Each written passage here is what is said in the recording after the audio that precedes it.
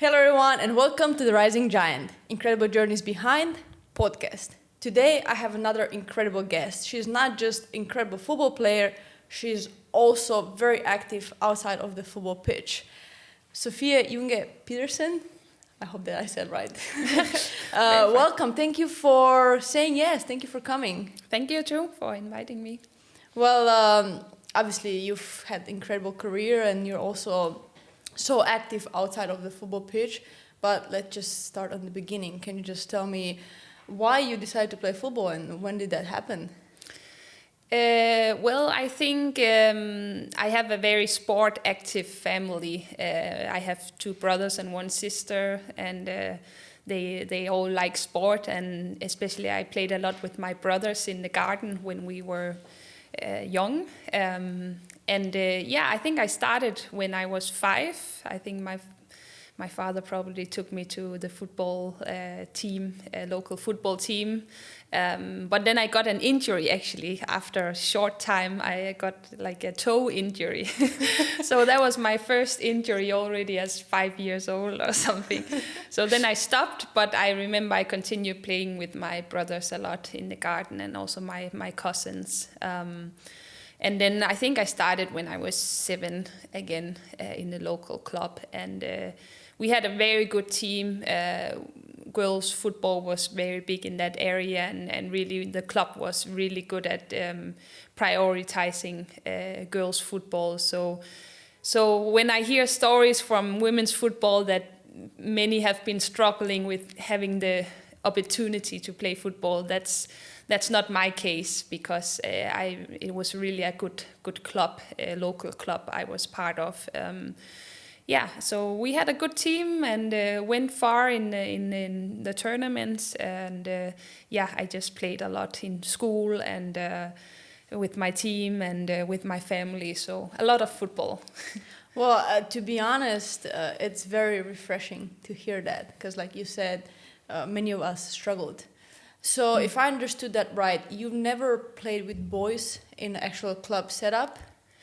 I did practice with some boys at some years, but I never played like only with boys teams. Only in school, I like to battle with the boys there from my school. But no, not only with the boys team, but I have had training sessions with the boys.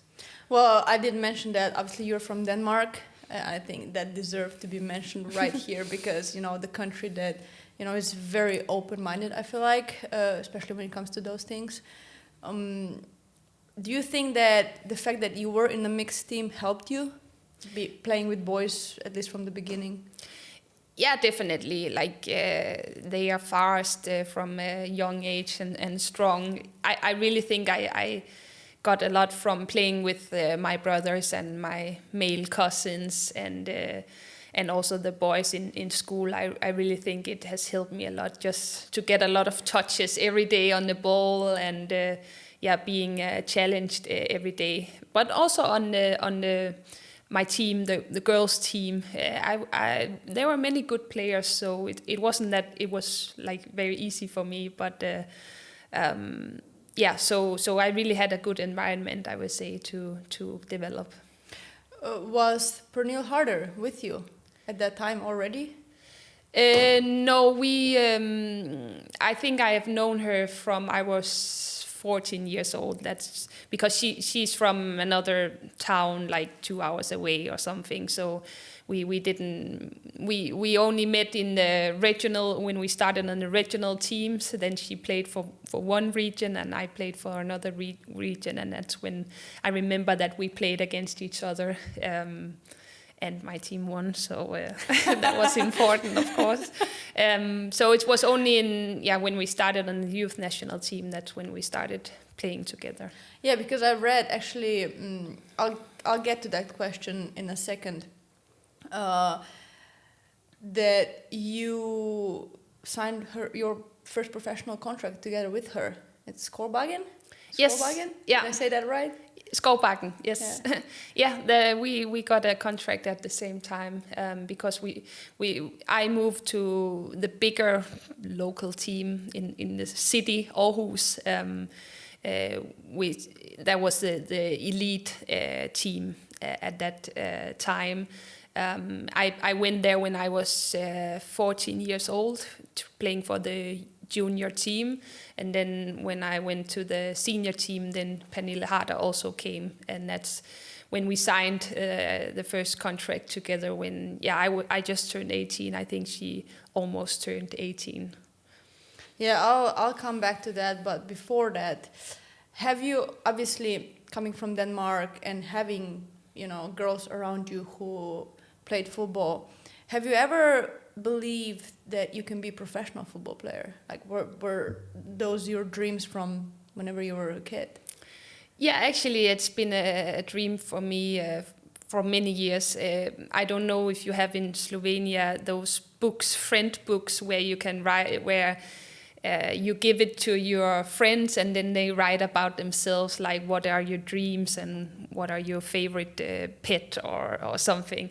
And I wrote in all those books from my friends that I wanted to be a professional football player. That was my dream from I was very young, and also to play for the national team. I think I was aware of that from maybe 10 years old or something, that there was a female or women's national team. So I remember clearly I've had that dream for many, many years, almost from when I really started playing. Did you have any women like role models at the time? Yeah, actually we Katrine Pedersen, she's a legend in Denmark. She has played more than 200 games, and she came to our football school, we call it. Every summer there is an opportunity for children to go for 1 week of football in the summer holiday. And she came to our football school when I was 8 years old, and I really remember that very well. So she became our idol on the team because she was already there, the captain of the national team. And then it's fun to think that later I got to play with her when she was still playing with the national team, and I was just 18, 19 coming for the national team, and we played together, and later she became the assistant coach, and now she's a good friend of mine. So crazy. Yeah, it's funny, but she was really like, I think, one that we all looked up to from a young age. How important do you think that is, to have someone like that whenever you're a kid, someone who's done it? I think it's important. To see someone who does what you want to do, and just know that it's possible for a woman to become a national player. I think that's really important. Yeah, I definitely agree. And I feel like now this is really getting big in women's football. Before, whenever we were young, you had that. I've never had that.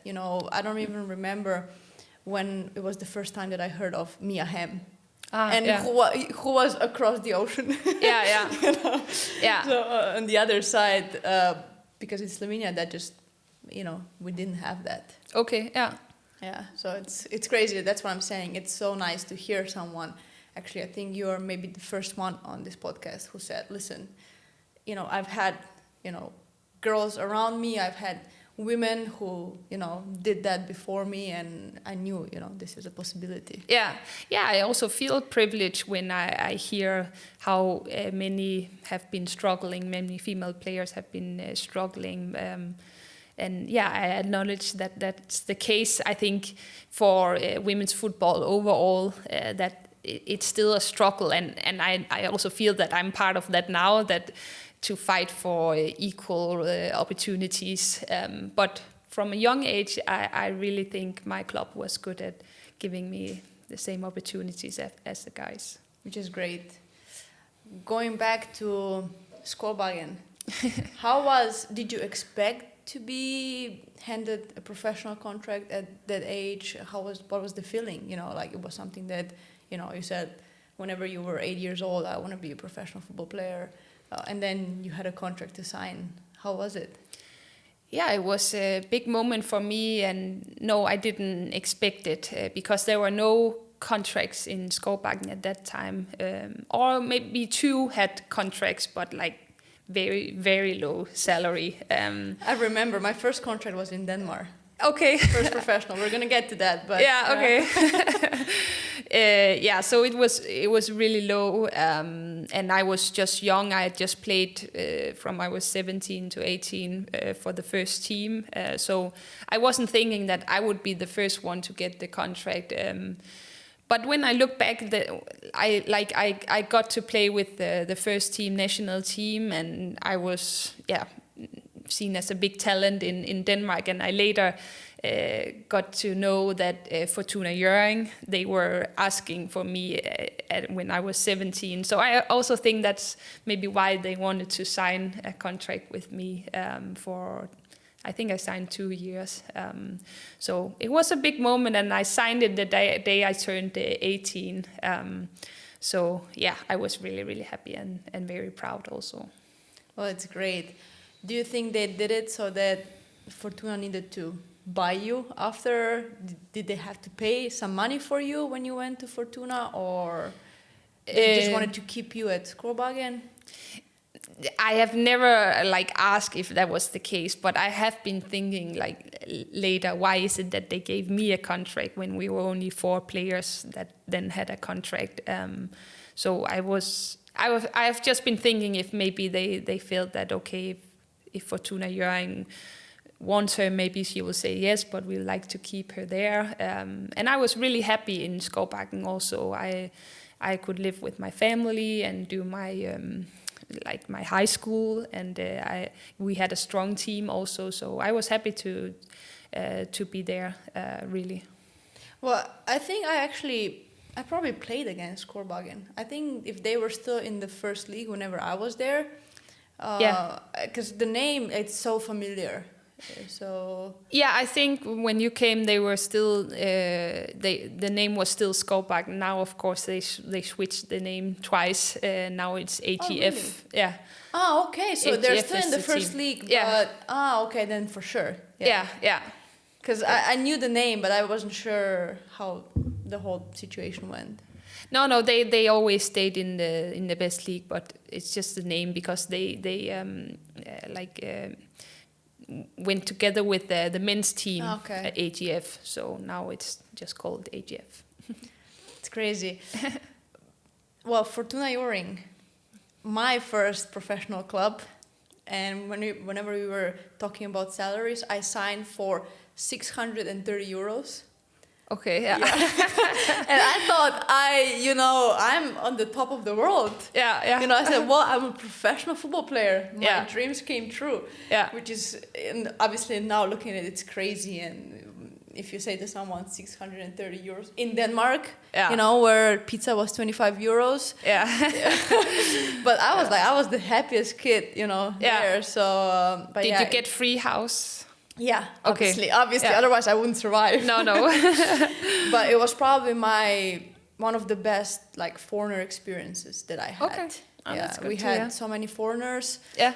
Brian Sorensen was the coach, so I had a really great time there. Okay. How many years did you play there?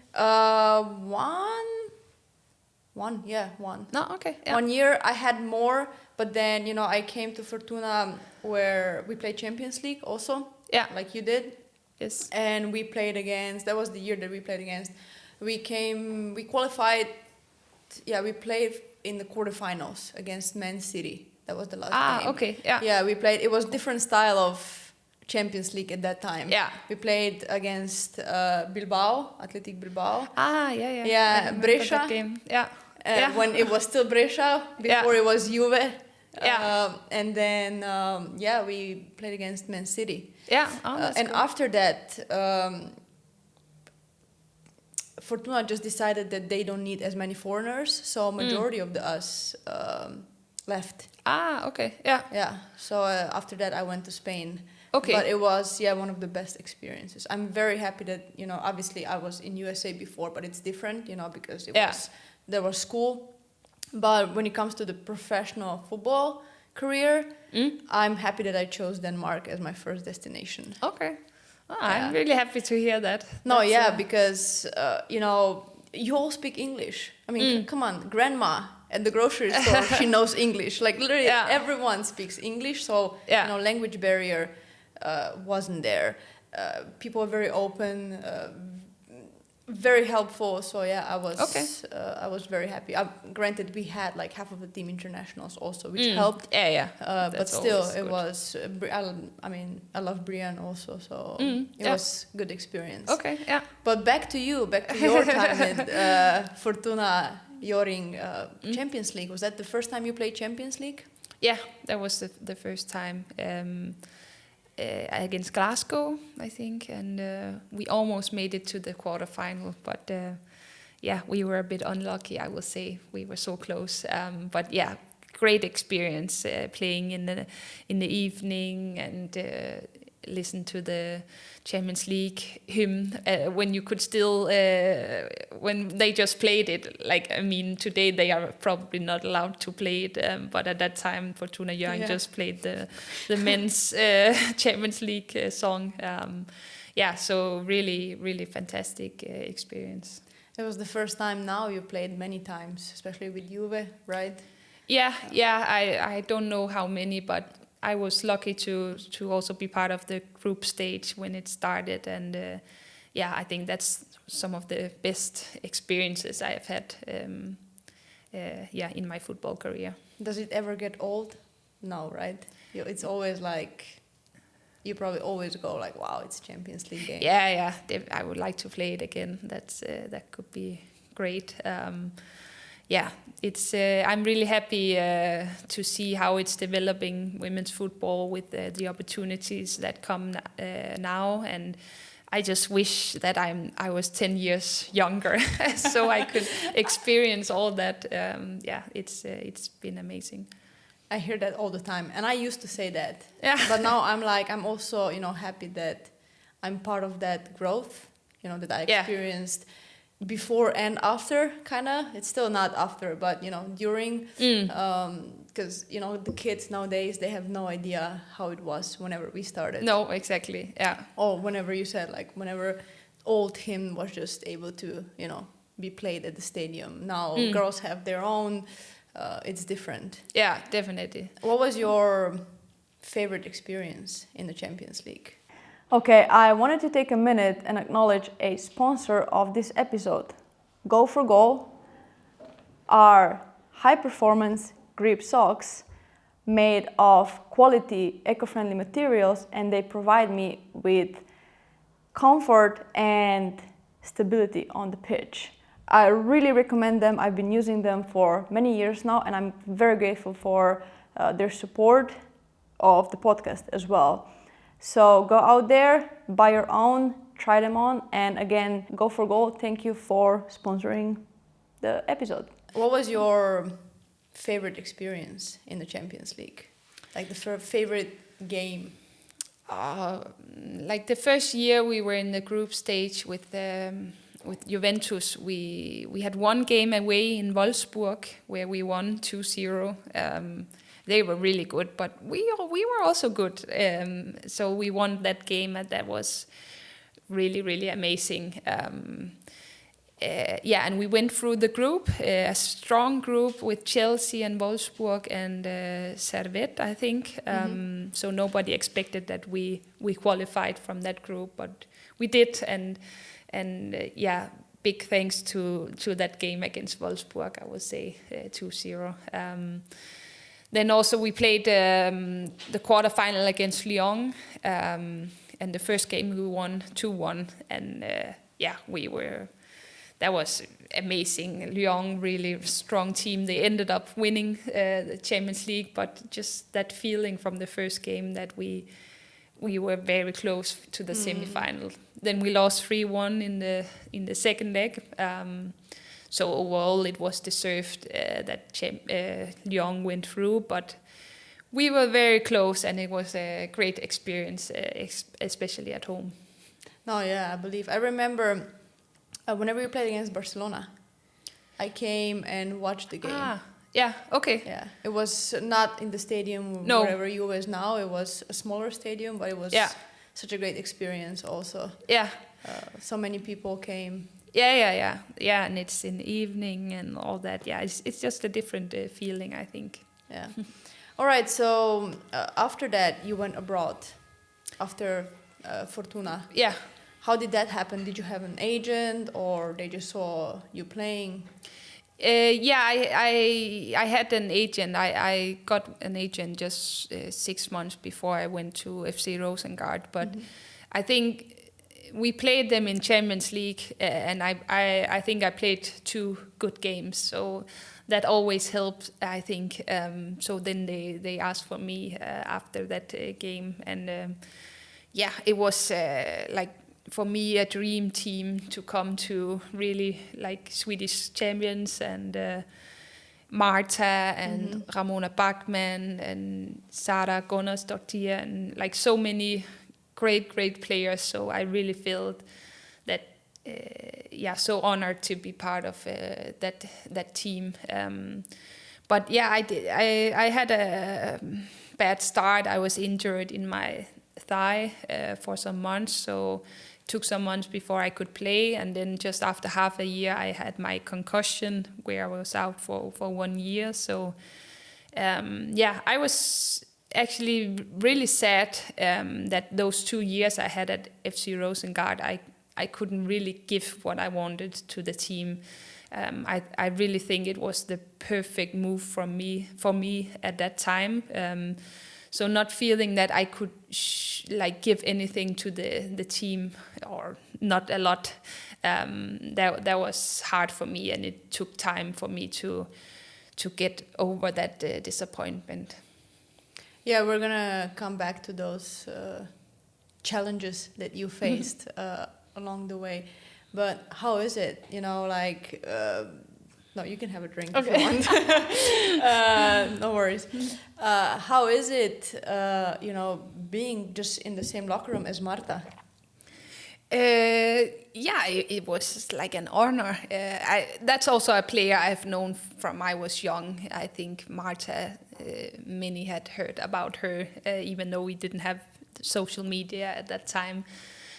So I remember I was saying hi to many stars from FC Rosengard, and then suddenly Marta comes in, and I'm like, Marta is also here. I had almost forgotten it, because there are so many great players to say hello to. But yeah, it was so great to play with her, and I wouldn't say learn from her, but because she was just so good, and we don't play the same positions, but still learn from her experience and the way she just likes to play with the ball. And it seemed like she never got nervous, even though we played some very exciting games. I'm really proud to be able to say that I have played with her. Yeah, I've met her once, and to me it seems like she's also a great person, not just a top footballer. So I bet you feel very honored and proud that you can call yourself her teammate. Yeah, definitely. All right, so after you've played in different countries, Spain, Italy. How were those experiences? Probably coming from Denmark and then Sweden. That's a cultural shock.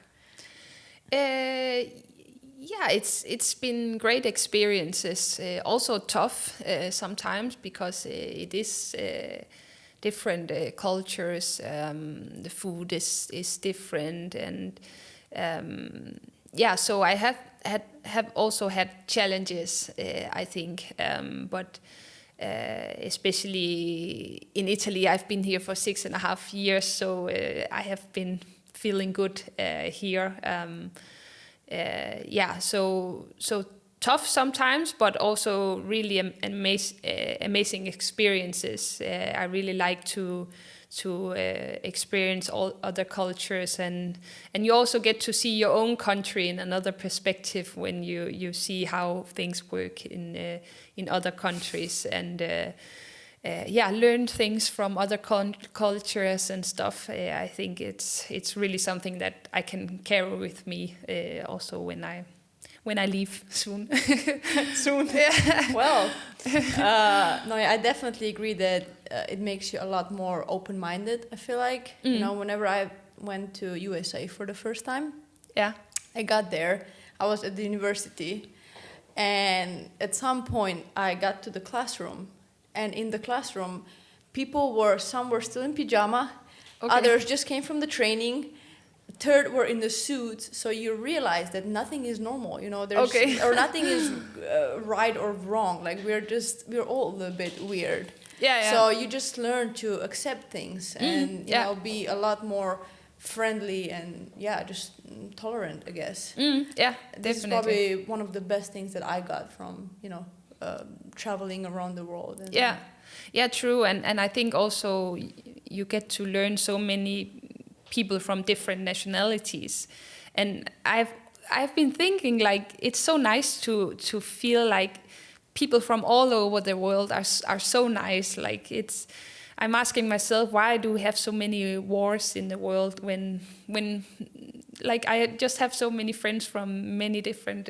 countries, and everybody are like basically just the same, want to be friendly to other people. So yeah, that's good to feel that, I think. No, yeah, I definitely agree, and it's a very good question. But I feel like, when you are in a team environment and you're forced to work together and get to know each other, I think that makes a difference. Yeah, could be, yeah. I mean, that would be my explanation, or at least part of the explanation. Yeah. Because, we're all in the same situation then. So I think that would be one thing that I would say makes a huge difference. Because, until I got out, I didn't realize how ignorant I am. Okay. Yes, and it's weird to say that, but whenever I was in Slovenia before I went abroad, it was just kind of like, what is Slovenia is normal. Everything else you just kind of like look. Okay. Oh, that's weird, or like Yeah. But when you are outside and you learn about all these different cultures, and like I said before, everything is different, then you just accept. Yeah, this is another way to live, but it's also also okay. Yeah. All right, you mentioned your head injury, some of other challenges. What would you say were the biggest obstacles you faced during your career? I think the concussion I had was tough. Obviously, it took more than a year to come back from that, and I had just moved abroad to like my dream team, and then I had such a setback, and I had to move back to my parents, and being in bed 20 hours a day, just like lying down with closed eyes. That was really tough. How did it happen? It was the first training session in 2016 in January, when we just came back from Christmas, and then I went into some tackle, and I fell backwards, and then I twisted in my body, so it was my front head that hit the ground, and I've heard later that when you twist somehow and your head is hit, then it's often worse than if you just get a straight hit.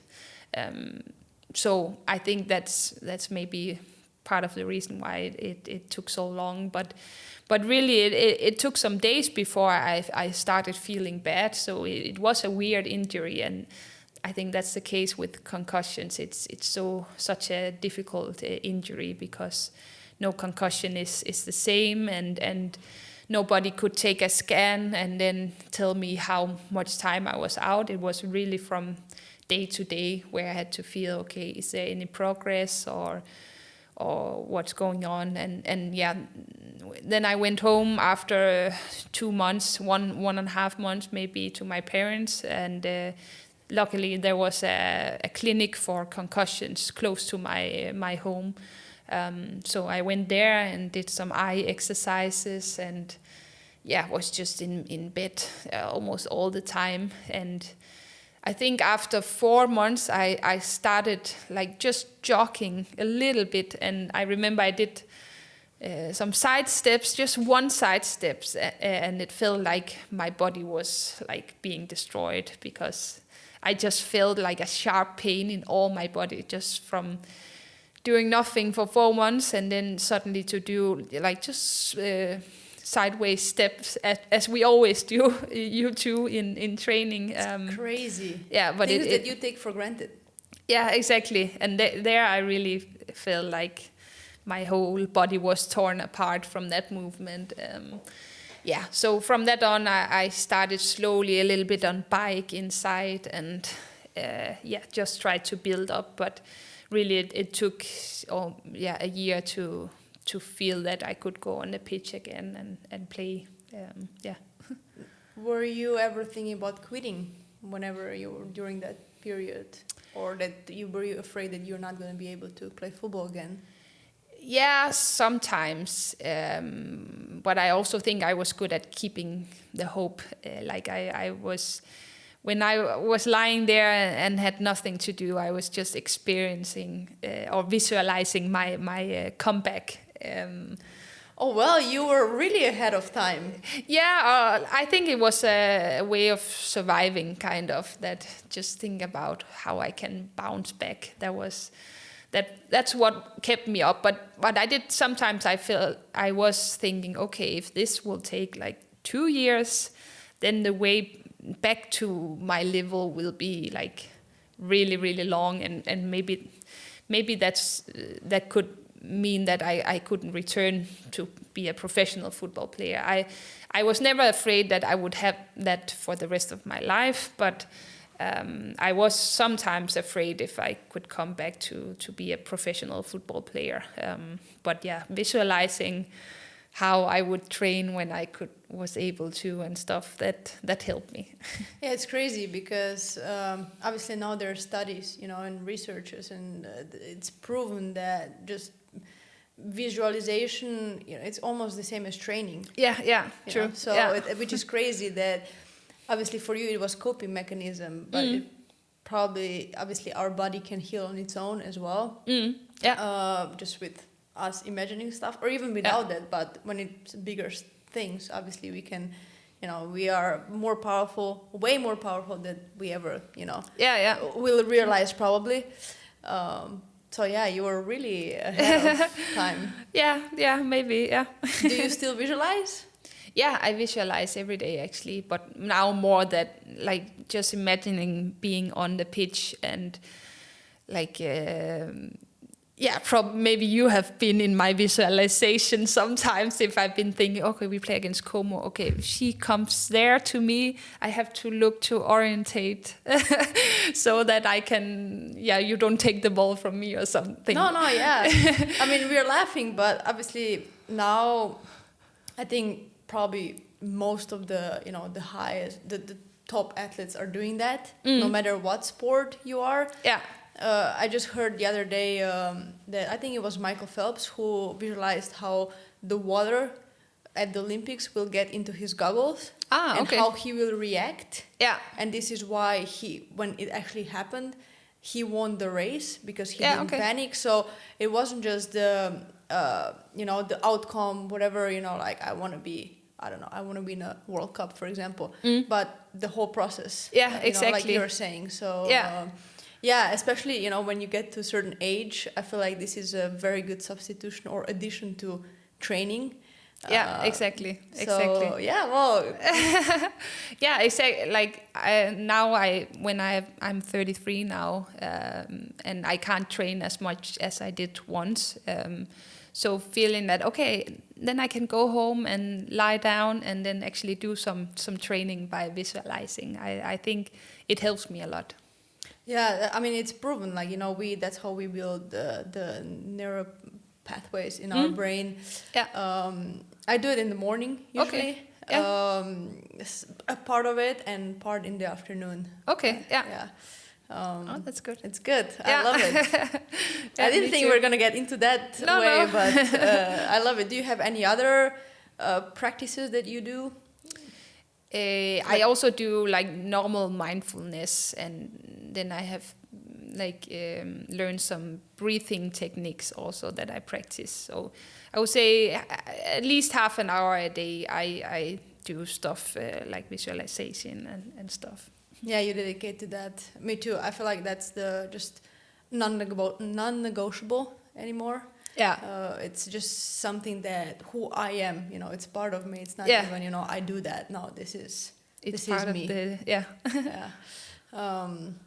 Yeah. I don't know if anything about like chakras and those things, like the energy centers of in our body. No, I haven't so much about that. Look into that as well. Maybe after we're done talking about that. But I think this will also be very interesting because it's just how you pretty much raise the energy in your body. Okay. Yeah. Yeah. Because I realized, on that level where we are, everyone knows how to play football. Obviously, there are differences, but still everyone knows how to do it. So it comes down to the energy. Yeah. And how much energy you have in order to perform. Yeah, definitely. So if you can build that energy and have more of it, then obviously your performance will be that much better. Yeah. But we can talk about that later. A part of the head injury, anything else that you feel like it really tested you and it was like a setback or a huge challenge? I haven't had any surgery or I haven't had a big knee injury as many others, but I have had quite a lot of hamstring pulls, lesions, and smaller knee injuries, like out for 1-2 months. I think I've had quite a lot of them, so it's always annoying. But I think I'm quite good at doing my rehab and biking a lot. I'm really good at pressing myself on the bike, so I've always felt actually better when I've come back on the pitch. But of course, I never wish for a setback. I think one trauma I have was at the World Cup last year, or almost 2 years ago, where just the day before we left for Australia, I got a lesion in my hamstring. And I went there with the team because we didn't know at that time how bad it was. So we hoped that it was not bad. But then after 2 days there, I had an MRI scanning, and they found out that it was like a lesion, a pull. So I would be out for 4 or 5 weeks. So that was, I think, the worst day of my life almost, because that was just a big dream breaking, and I had to go all the way back to Denmark again. So I think that's still a trauma for me, actually, and just really, really tough. And I went home and I came to my family, and we had holiday together, just at a big house in Denmark all together. And I deleted my social media, and I think that was the right way to do that, because I didn't want to think about the World Cup. I didn't want to see any of the games or follow anything of it. I think it was the right strategy, but still I've had troubles talking about it later, because it's still hard to think about it, and sometimes when I have challenges now, I think about that time and especially those 48 hours where I was really, really sad.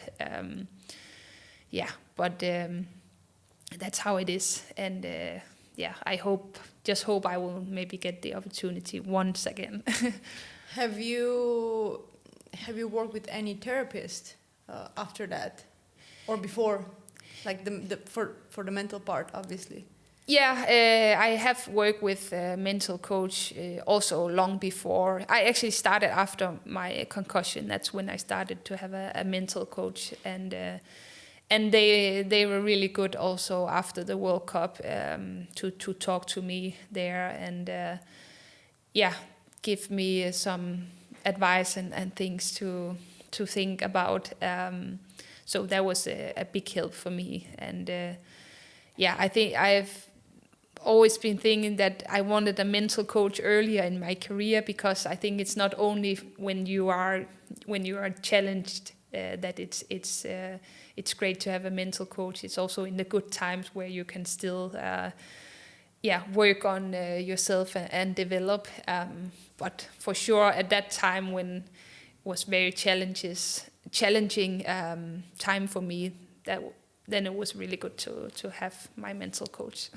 Yeah, obviously I have a mental coach, and I used to think, oh yeah, I'll talk to her just whenever I have a challenge. But then I realized, obviously things are building up to the point where you have a challenge. Yeah. So if I can recognize those things before I prevent the challenge. Yeah. So now, obviously, I talk to her more often, like every week. Okay.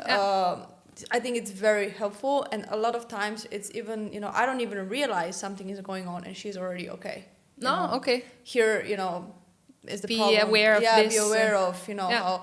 And obviously, I've been working on myself actually since Fortuna Joring. No, okay. Yeah, so because for me that was one of the first times where you get out of your country, and then even though I played in college in USA, but it's different, when you have also school, and it's a different system there. Different subs, subs going in, coming out, going in again, like just different system. Yeah. But when I came back and I signed for Fortuna, it's the first time that, oh shit, I'm not playing all the time anymore. Okay. Yeah. So all these things come up. So yeah, I struggled, and I started to work on myself. Okay. And again, it was just, I'm struggling now, I need it now. No, it's constant. Yeah. And also just to develop your skills, like how is the best way to practice this? Like exactly. It's also good to have some mental advice, I think. Yeah, and sometimes it's just someone to talk to. Yeah. Someone who's not emotionally involved in everything. Part of the team. Exactly, or a family or someone. Yeah. You spoke a little bit about national team already. Obviously, you've been on a Danish national team for many years now. What does that mean to you, playing for your country? That's a great honor. And as I said earlier, that has been my dream from when I was very young. It's just... it has always been a proud moment for me to take on the shirt and go to sing the national anthem. I've had so many great experiences with national team and been lucky to travel around the world and play against and with like top players, the best in the world. So now I've played 88 games and I haven't been called up for 1.5 years. But it's still my goal to get back, because it's so great to play for the national team. Yeah, I feel like obviously you're a top player, so as soon as you're like fully healthy and in the full process of playing, I feel like it's no brainer. Thank you. I'm happy to hear that. Final 2017 Euros against Netherlands. That was a tough one. Probably a great experience to get to the final, but then very tough experience on the end. Yeah, I mean, I have mixed feelings around that Euros. I just came back from my concussion at that time, so I was very happy to make it to the team. But then I didn't play the first 4 games at all.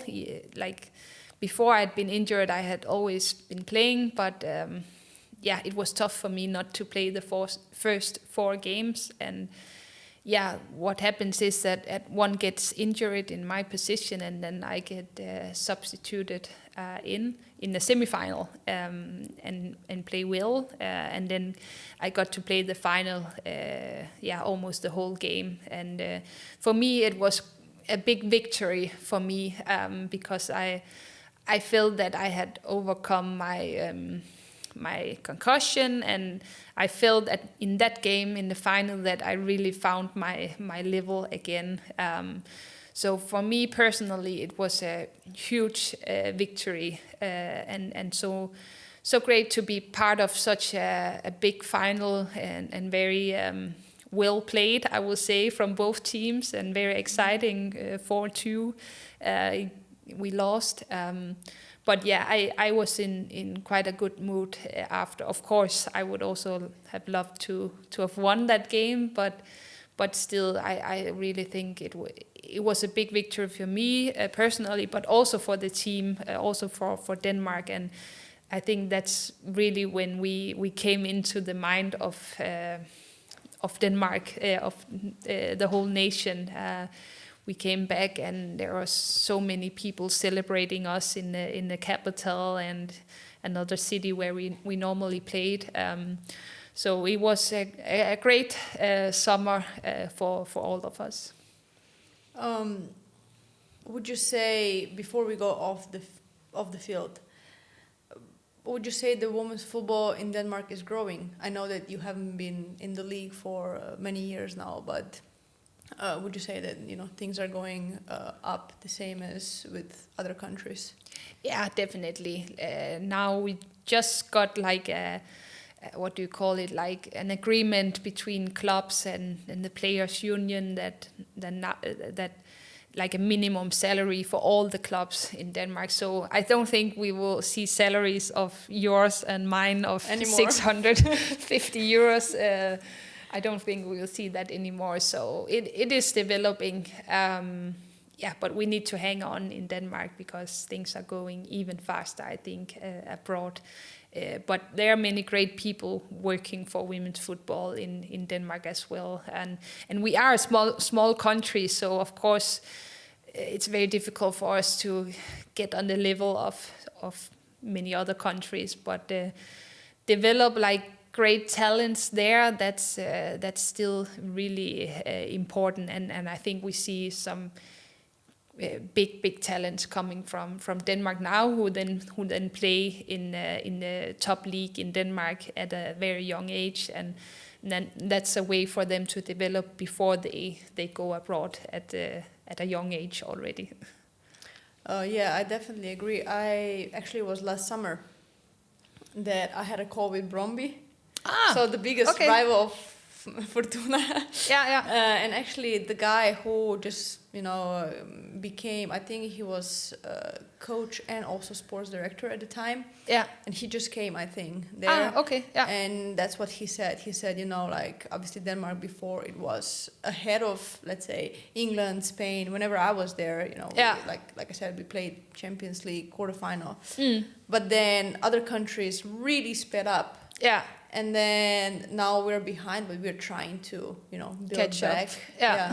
Which I think is great, that I think everything starts with the mentality and just the willingness to put the work in and to go. And I think it's great if you already have that. Yeah, definitely.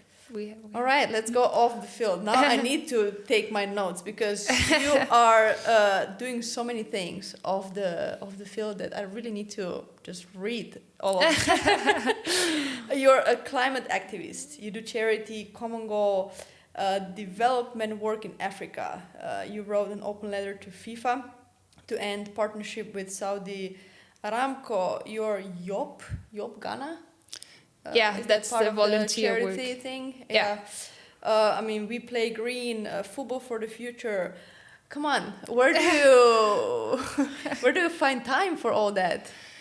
It sounds like a lot of things. I can hear that when you read it, but the good thing is that it's quite flexible work, so I can say yes and I can say no depending on how much time I have.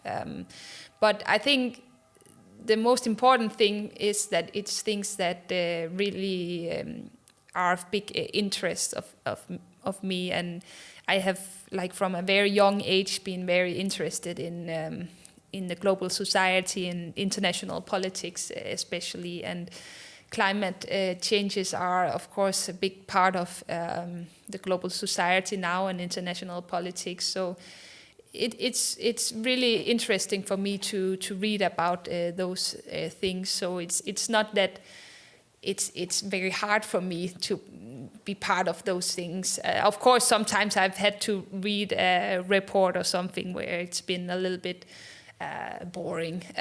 But most of the time, it's things that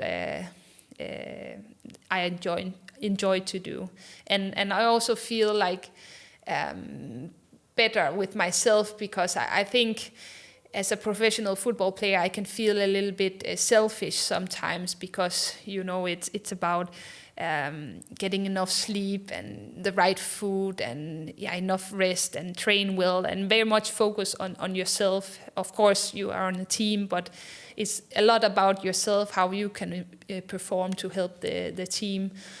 So it's good for me to have something that points outside of myself and to be able to make a little bit difference for other people in the world. That's important for me. Did you get that from the family? Were you raised in that way, or it just came as an interest?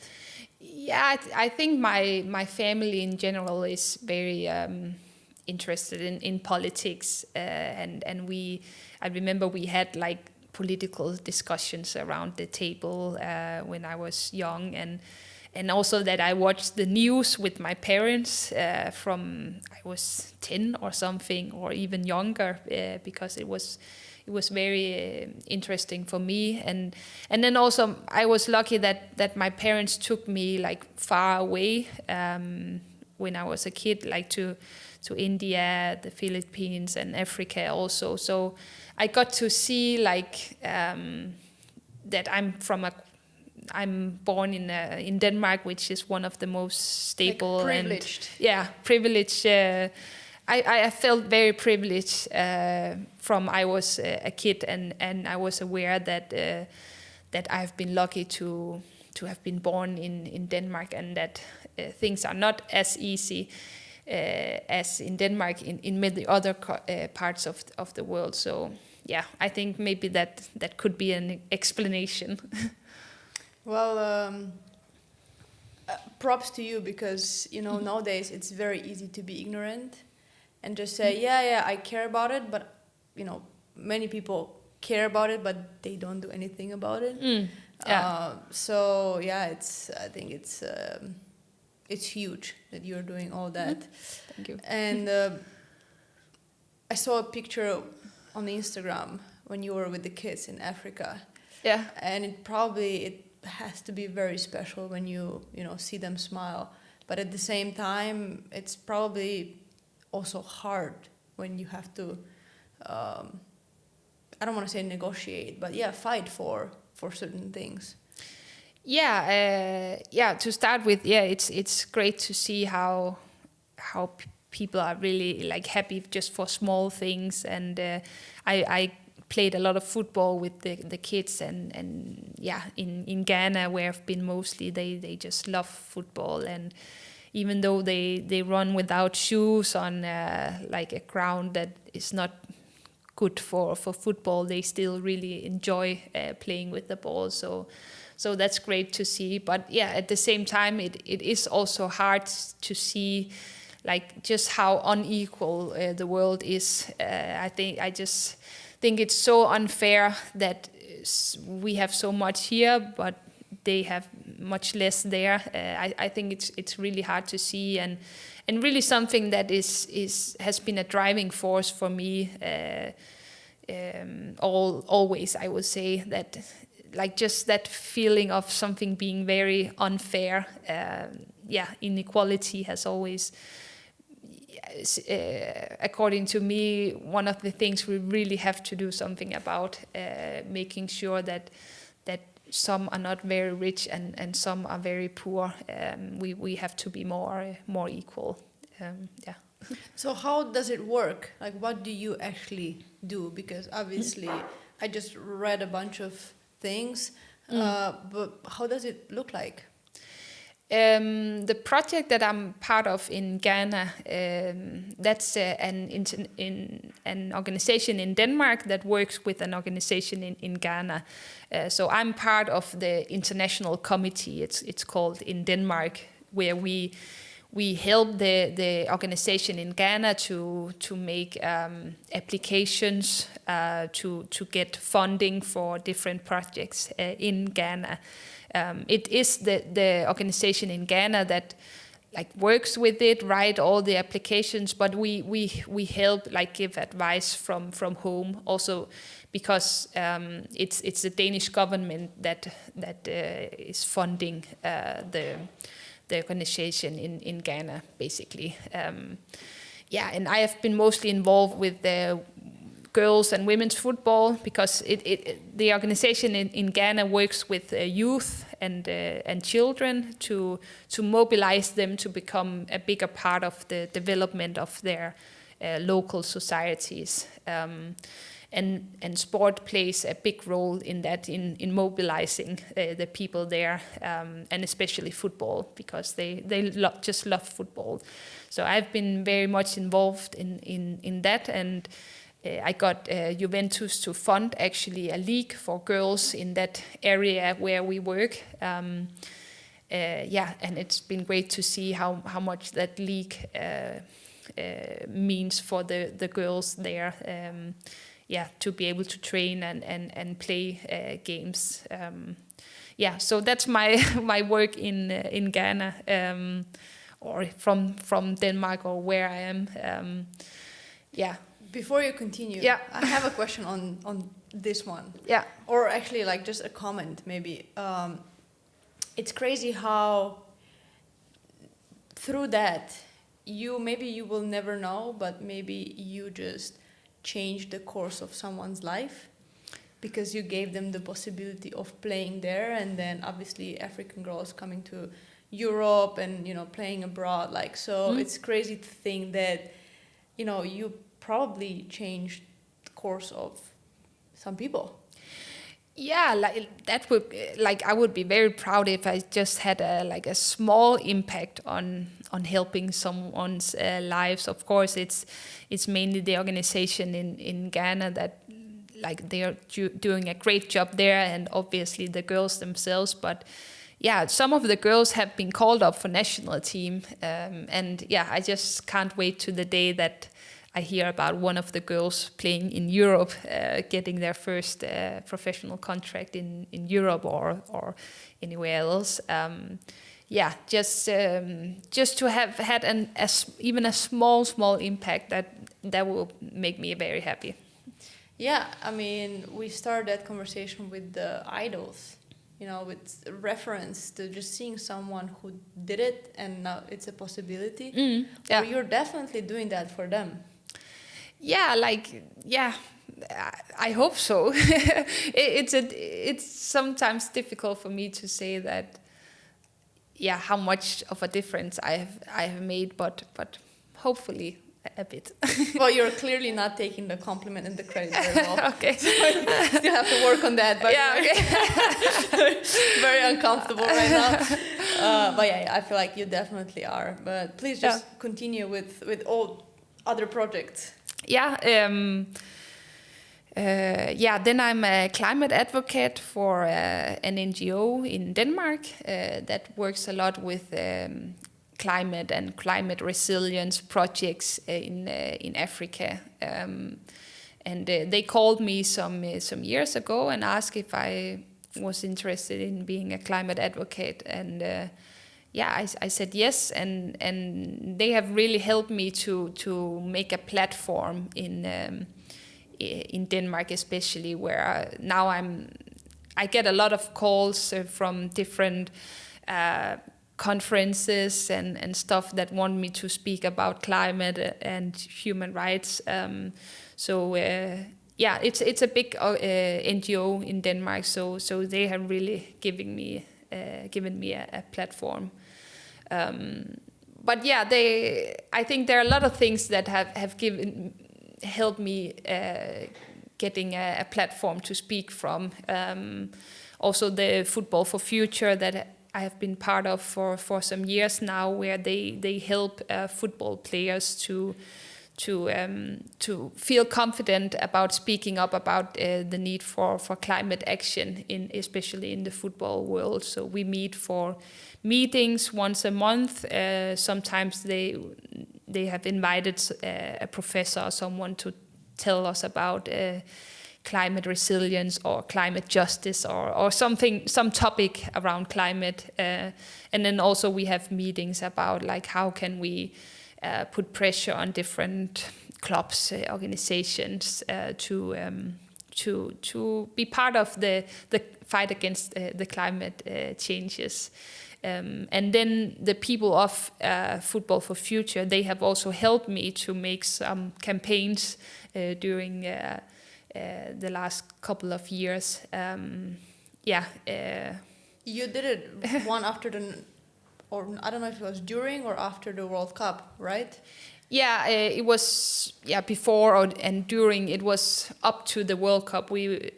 I got the idea to make players compensate for their flights to and from the World Cup in Australia and New Zealand. And Common Goal and Football for Future, they helped me develop that campaign. And we got 44 players from 7 different countries to compensate for their flight to and from Australia and New Zealand. So we raised around $25,000, I think, for climate projects. And the message was that flying is obviously not good for the climate, not good for the planet, because it pollutes so much to fly. So we wanted to say, okay, we have to fly for the World Cup, but we acknowledge that it's not good for the planet. So at least we do something. We pay something to climate-friendly projects in Uganda and New Zealand and Australia, and then also like just to come out with the message that we are actually players who really care about the planet, and we are concerned about the climate changes. I think it was a campaign that got a lot of attention from media all over the world, and it was great for me to use my career kind of and my platform as a professional football player to put focus on climate and using the World Cup as a big platform for that. And make a difference again. I think it was the first time I really felt, okay, this is a concrete difference, because we actually raised money for people in Uganda and New Zealand and Australia. Which is great. And then open letter. Yeah. FIFA. Yes. We've actually communicated about that also.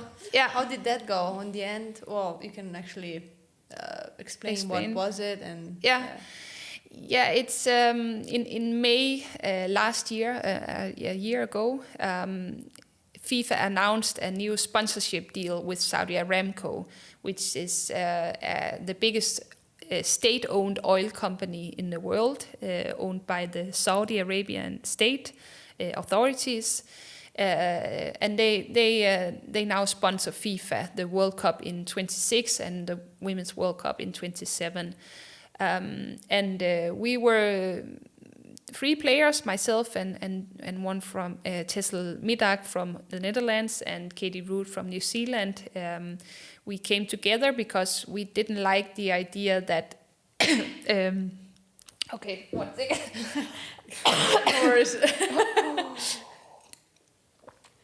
Okay.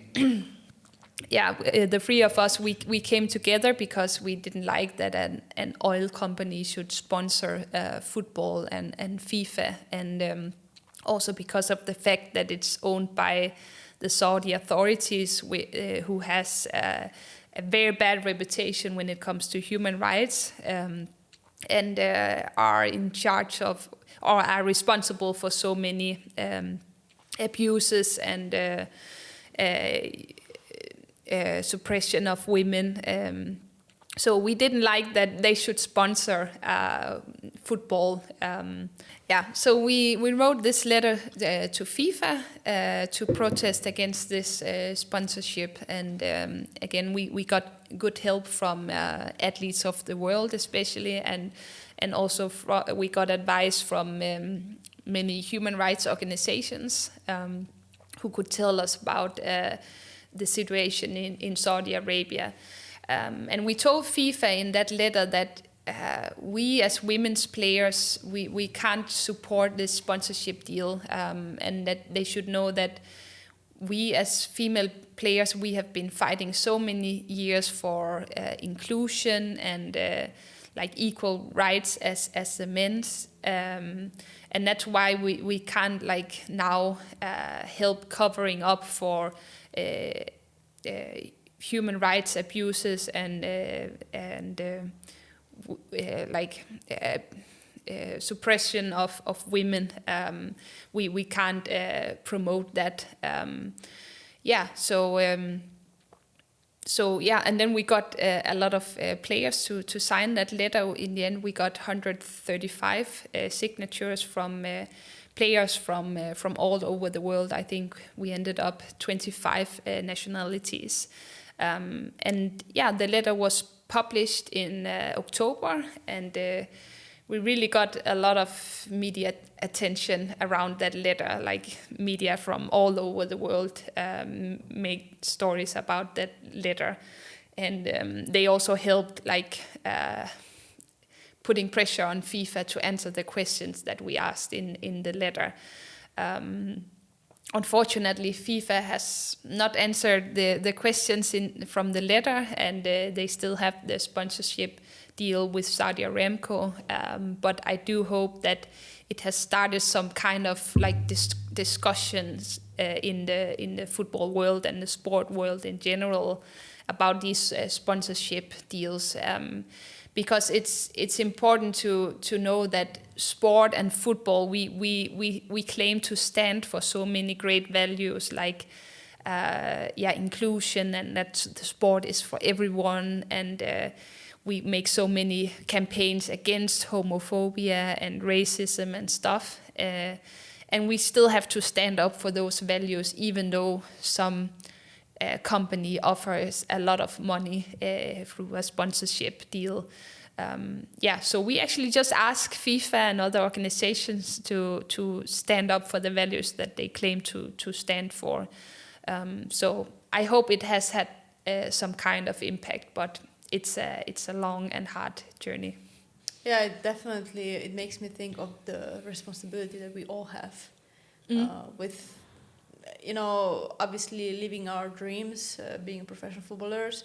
It's great, but it comes with responsibility. Exactly. Imagining that we should play with Saudi Aramco on our T-shirts, saying that everything is fine when it's not fine. When there's still a male guardianship system in Saudi Arabia, meaning that a woman still has to have a male guardian who can put her in a detention center if he thinks that she has not behaved well.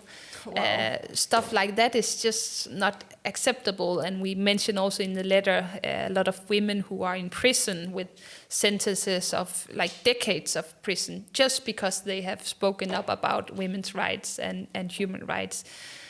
So we can't cover up for that, that's for sure. Yeah, I definitely agree. And it makes me think even more than whenever we spoke about it. Yeah.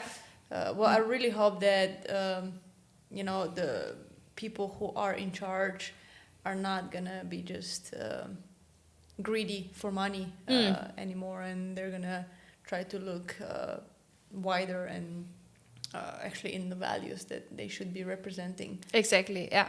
Exactly. You got a first Marcus Rashford award. Before we saw that you're not very good with getting compliments. How did that feel? No, I am happy to get compliments. I'm not just the kind of person who's like, okay, I do whatever I want, and if people don't like it, then it doesn't matter for me as long as I'm happy. No, I actually like when people think that it's good what I do, because then I'm like, okay, then maybe it's actually good what I'm doing. So I think, yeah, that was my first prize for my work outside the pitch. So that was a big moment, and it came after the campaign at the World Cup. So it was an acknowledgement for that campaign specifically. Is like, obviously all those things that we just spoke about, is that something that you would like to do after your career? Is it like in an even bigger way? Yeah, I think I would like to work, or I will like to work with politics after my career. Climate or development in general, that's what I really want to work with. Then we will see in what arena that will be. I could imagine myself working in some kind of football organization to try to help making the football world more social responsible or more sustainable, stuff like that. But really, I'm quite open to work with different kinds of organizations, as long as it's about politics and development or sustainability and stuff. I think it would be a huge shame and loss for football if you would get out of it completely. Yeah. So, I wish you stay inside of football and while doing all these things. Thank you. Okay, so obviously you've played for top clubs, Juve, Rosengard, Inter, national team. What is left? What dreams do you still have in football? I would like to return to the national team. That's my big goal. Now I'm leaving Inter now, and leaving Italy after 6.5 years. I haven't. Is it a secret where you're going? Still? Yeah, because I don't know, and okay. that's my honest answer. I don't know where I'm going. But you decided that you're for sure leaving. Yeah, I am. Yeah, it's time now. We will see where I end. The important thing is to be at a place where I can be training well and with calm, because I think I really feel that I have become older, 33 years. So I can't train as much as I did once, but I think I've always been training a lot. So now it's just a little bit less, I would say.